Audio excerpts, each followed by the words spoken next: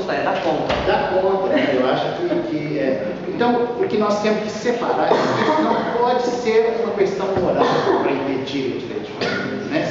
Se alguém quiser que agora, isso rompe o princípio da monogamia? Não. Né? Mas a monogamia, ela é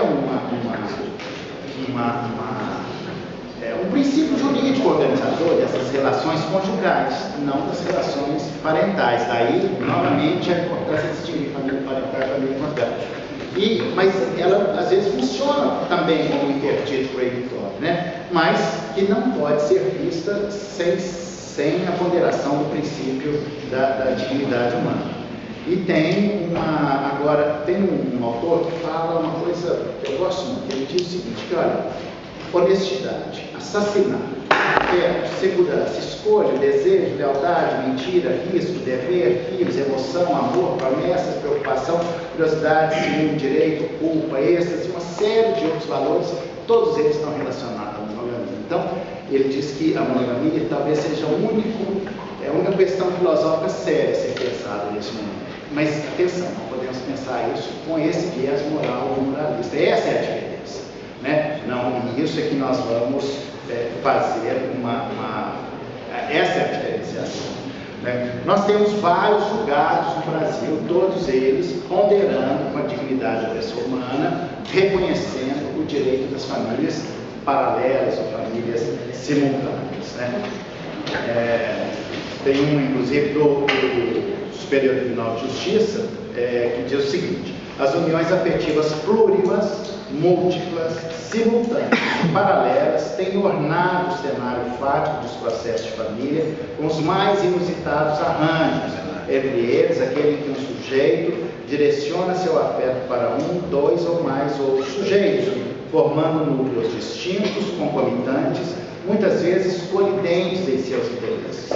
Ao analisar as leis que apresentam paralelismo afetivo, deve o juiz, atento às peculiaridades multifacetadas apresentadas em cada caso, decidir com base na dignidade da pessoa humana, na solidariedade, na afetividade, na busca da felicidade, na liberdade, na igualdade, bem assim com a redobrada atenção primária da monogamia, com os versos fincados no princípio da eticidade, que é a ministra Nancy Andrighi, do Superior Tribunal de Justiça. Bom, o quarto, que é o princípio da igualdade dos gêneros e o respeito à diferença. Né? Como eu disse, o grande passo no discurso da igualdade é respeitar as diferenças. O discurso da igualdade por si só ele já é contraditório, porque o paradigma da igualdade é o homem. Então, se é igual ao homem, isso por si só já é contraditório. Mas como avançar nisso? Né?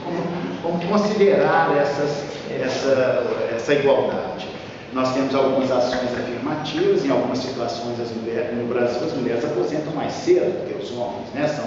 Tem menos tempo de serviço para a aposentadoria, né? E algumas nós criamos também, é uma criação não no direito brasileiro, mas isso aí foi um pouco importado, mas desenvolveu com características próprias, que são chamados alimentos compensatórios, que é uma forma de compensar essa desigualdade àquelas mulheres que ficaram ainda, não sei como é que é isso aqui em Portugal, mas no Brasil ainda tem muitas mulheres que se casaram, ficaram anos casadas, abandonaram a profissão e ficaram se dedicando à criação dos filhos. Então, esse invisível trabalho doméstico, né, das mulheres no lar, que não tem, né, não tem preço, não tem um conteúdo econômico, uma forma de fazer compensações é chamada alimentos compensatórios. Né? Já temos vários julgados no Brasil autorizando os alimentos compensatórios. O quinto princípio é o princípio da autonomia, né, e da menor intervenção estatal, que algumas pessoas, eu sei que o professor Paulo está aqui,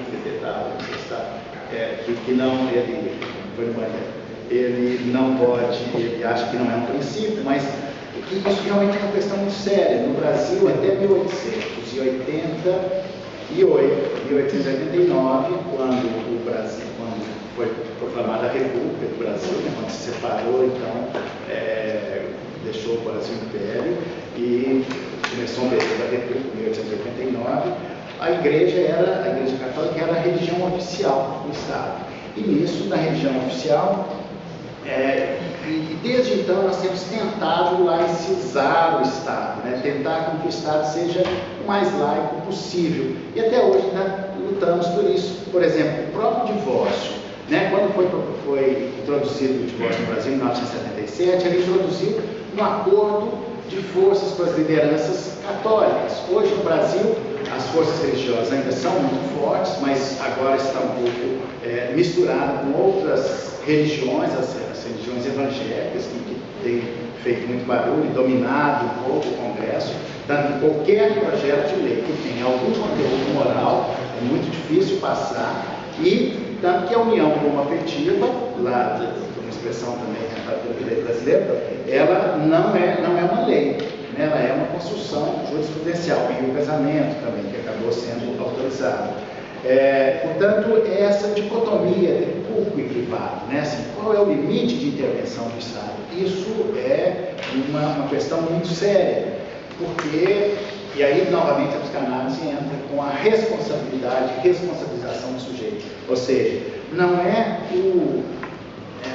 quem tem que saber o dia que vai divorciar. Você tem que esperar 2 anos, 3 anos, 5 anos, ou não divorciar, ou divorciar no dia seguinte. Não é o Estado.